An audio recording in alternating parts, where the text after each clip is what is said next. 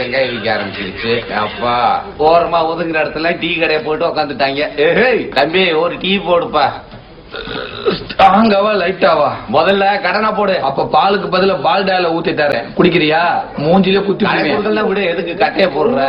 தம்பி பழம் விடுவு 10 ரூபாய்க்கு 2. நாடு விளங்கிறோம். இப்பதான் கரகட்டக்காரன் படத்துல 1 ரூபாய்க்கு 2 150, அதுக்குள்ள 10 ரூபாய்க்கிட்டீங்களா? ஏன் 20 வருஷமா கோமால இருந்தியா?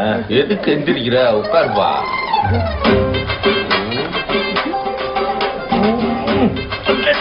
நான் வேணா பிச்சு தரட்டா?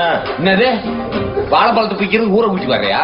ஏன் கேரளாவில் போய் 2 ஆணையை கூட்டுவாங்க? ஆளை பாரு, பேச உங்க வேலையை பாரியா? நாங்க இரும்புல சட்டையை தைச்சு போட்டுறோம். யோ பச்சை சட்டை, யோ நீ பிக்கிற மாடலேஷன் சரியில்லை.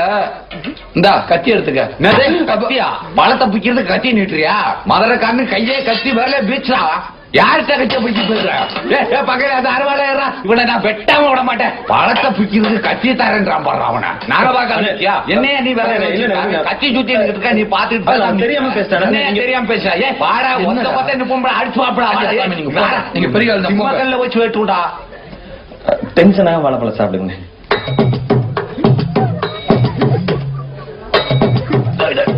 என்னடா இது மதுரைக்காரனுக்கு வந்த சோதனை? இனிமே கத்தி கேட்டா காய்ச்சி திப்புவாங்கல்ல.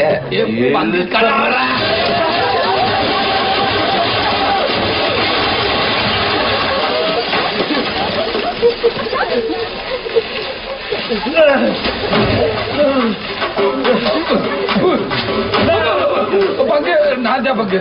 ஆமா, அந்த வாழைப்பழம் வாங்க அந்த சைடு ஸ்டாண்ட் எங்க இருக்காங்க?